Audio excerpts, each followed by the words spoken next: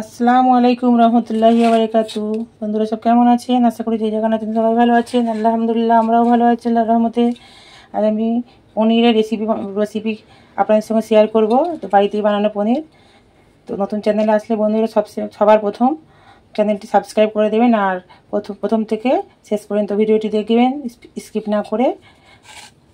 তো আমি এখানে 1 কিলো দুধ নিয়েছিলাম, 1 কিলো দুধের পনির এটা বাড়িতেই বানিয়ে নিয়েছি। তো এতে আমি প্রথম কি দেবো, সয়া সস দিয়ে দেবো। আমি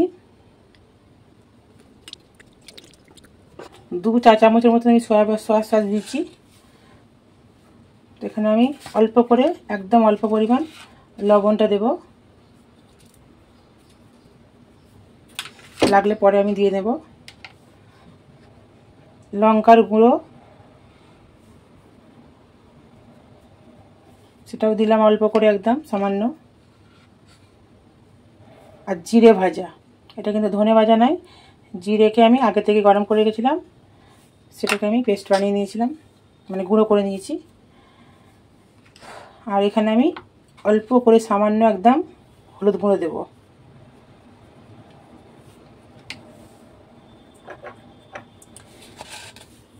ভিনিগার আছে, ভিনিগার দিয়ে দেবো। কেউ চাইলে এখানে পাতি লেবু ইউজ করতে পারেন।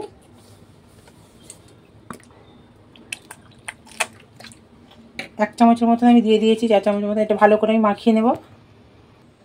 তো মাখানোটা আমার ভালোভাবে হয়ে গেছে। আমি এখন ঢাকনা দিয়ে রেখে দেবো এটা, ততক্ষণ অন্য যেটা করব সেটা দেখিয়ে দেবো আমি। তো এখানে আমি পেঁয়াজ রেখেছি 2টো, মানে মিডিয়াম সাইজের। এখানে রসুনকে আমি আগে থেকে রসুনের কোয়া নিয়ে নিয়েছি। আর এখানে আমি কাঁচা লঙ্কা রেখেছি, কাঁচা লঙ্কাটা আমার যতটুকু প্রয়োজন ততটুকু দেব। তো পেঁয়াজটাকে আগে আমি দেখাচ্ছি, এই কারণে আমি বেরেস্তা করে নেব, মানে পেঁয়াজটাকে আগে আমি ফ্রাই করে নেব। আর সাথে রেখেছি মগজদানা আর কাজু রেখেছি। তো এইটাকেও আমি ফ্রাই করে নেব। তো আমি সবটাই ভেজে নিয়েছি, দেখতেই পাচ্ছেন।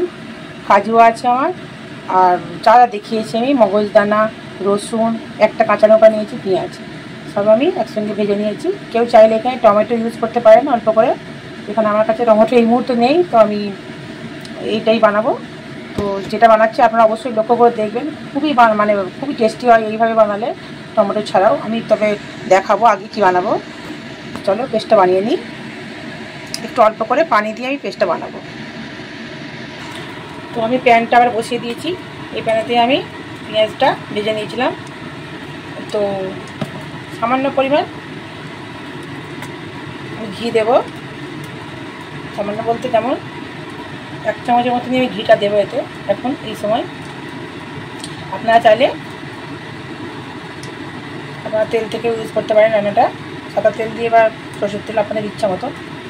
ঘি দিয়ে করছি, রান্নাটা খুব ভালো হয়।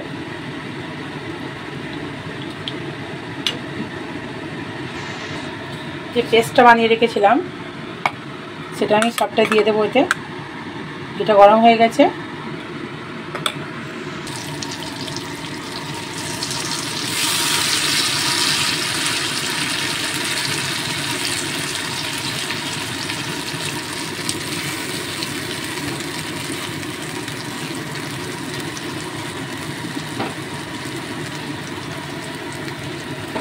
কিছুক্ষণ নেড়ে চেড়ে কষে নেব।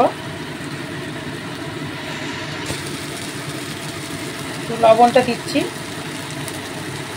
স্বাদ মতন। প্রথমে দিয়েছিলাম আমি পনিরে, সেই কারণে আমি একটু অল্প করে আবার দিয়েছি। খেয়াল রাখবেন সয়া সস যখন ইউজ করবেন তখন লবণটা একটু পরিমাণটা কমিয়ে দিতে, নাহলে লবণ প্রচুর হয়ে গেলে খাওয়া যাবে না। যে পেস্টটাই ছিল তাতে আমি পানি দিয়ে, পানিটা আমি ইউজ করছি।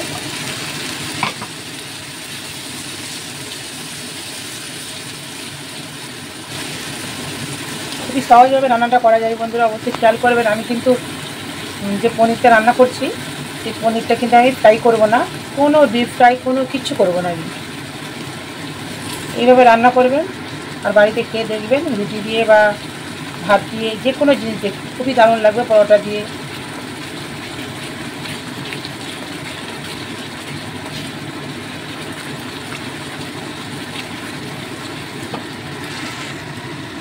তো এইদিকে আমি টক দই 2 চামচ নিয়েছি, আর 1 চামচ 1 চামচ কেচাপ নিয়েছি। Tomato sauce. তো আমি ভালো করে মিক্স করে নেব। এটা আমি টমেটো ইউজ করি না, সেই কারণে দিচ্ছি। তো টমেটো যদি ইউজও করেন আপনারা অবশ্যই দেওয়ার চেষ্টা করবেন, খুবই ভালো হয়, টেস্টটা বেড়ে যায়।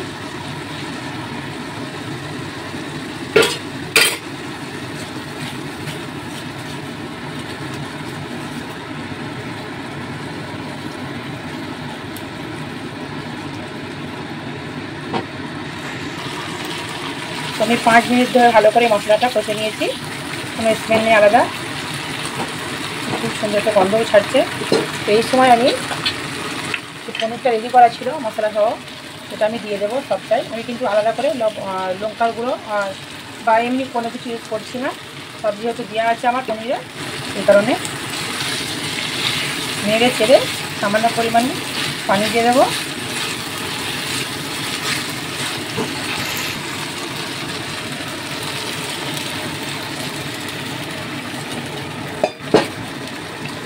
পানি দিয়ে দিলাম।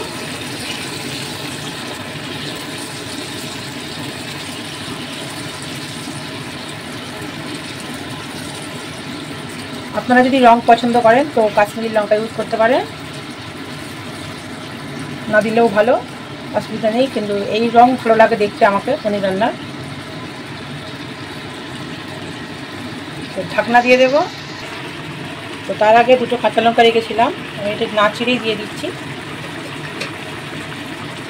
তো ঢাকনা দিয়ে চাপাটা দিয়ে দিলাম। 2 মিনিট পর আমি ঢাকনাটা তুলে একটু কাসুরি মেথি দিয়ে দেব উপর থেকে।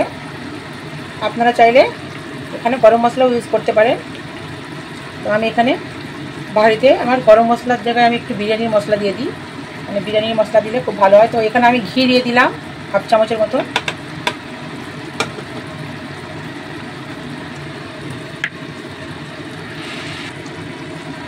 অল্প, একদম অল্প পরিমাণে, এটা আমার বিরিয়ানির মশলা ছিল। তো এটা দিয়ে ঢাকনা দিয়ে দেবো আরও 2 থেকে 4 মিনিট।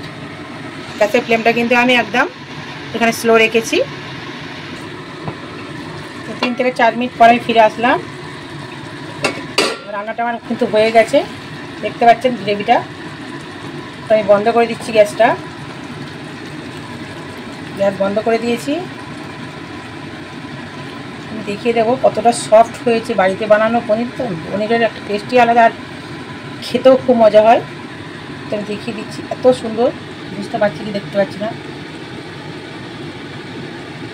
এত সফট হয় আমি বোঝাতে পারবো না না খেলে। যাই হোক, আমার রান্নাটা হয়ে গেছে কমপ্লিট।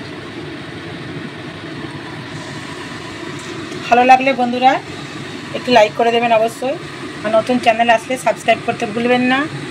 অনুরোধ রইল আপনাদের কাছে, নতুন নতুন বন্ধুদের সঙ্গে শেয়ার করবেন, কমেন্টে অবশ্যই জানাবেন কেমন হয়েছে আমার এই রেসিপিটা। তো ভালো থাকবেন, সুস্থ থাকবেন, আবারও নতুন ভিডিও নিয়ে আসবো। ততক্ষণের জন্য আল্লাহ হাফিজ।